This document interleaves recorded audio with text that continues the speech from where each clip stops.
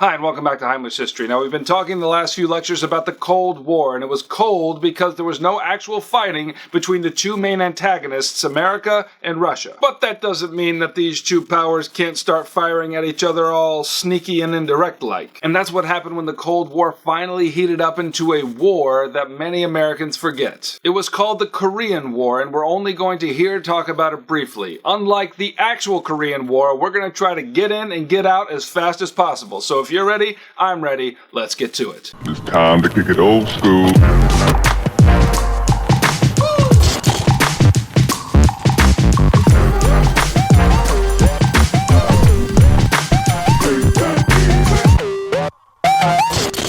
So in 1910, Japan conquered Korea and made it a colony. And when Japan surrendered after World War II, it was the Russians who accepted the surrender above the 38th parallel, and it was the Americans who accepted the surrender below the 38th parallel. Now, both Americans and Russians agreed that Korea ought not be divided and therefore ought someday to be reunited. But if that's what they truly wanted, they had a very strange way of going about it. You see, America and Russia each set up rival governments in their respective spheres of influence in the North and the South. And so when America and Russia pulled their troops out of Korea in 1949, there was no one left to make the North and the South play nice. It would be like putting two toddlers in a room and then placing a donut right between them and then whispering in one of their ears, "Hey, listen, I heard him say that you can have the donut as long as you want to add another roll to that truffle shuffle you call a belly." And then whispering to the other, "Look, I heard that he said you could have the donut, but you'll probably fail at eating it just like your mom failed middle school." And then I give them each a baseball bat and then I slowly back out of the room. So once American and Russian troops were removed from Korea, the North Koreans came thundering across the 38th parallel in 1950, driving Soviet-made tanks.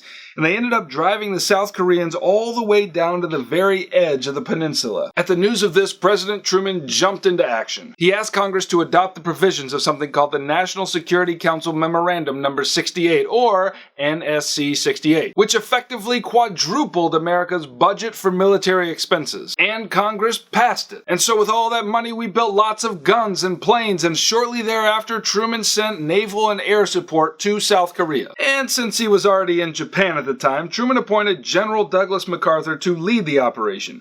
In September of 1950, MacArthur decided to mount an amphibious attack behind enemy lines deep into their territory, and it worked brilliantly. And although Truman's intent was simply to restore South Korea to its original border at the 38th parallel, MacArthur thought it would be dumb just to let the North Koreans hide up north in safety and gather their strength for yet another assault. So he pressured Truman to let him pursue across the border, which he did, and drove the North Koreans so far north that they were perilously close to China's border.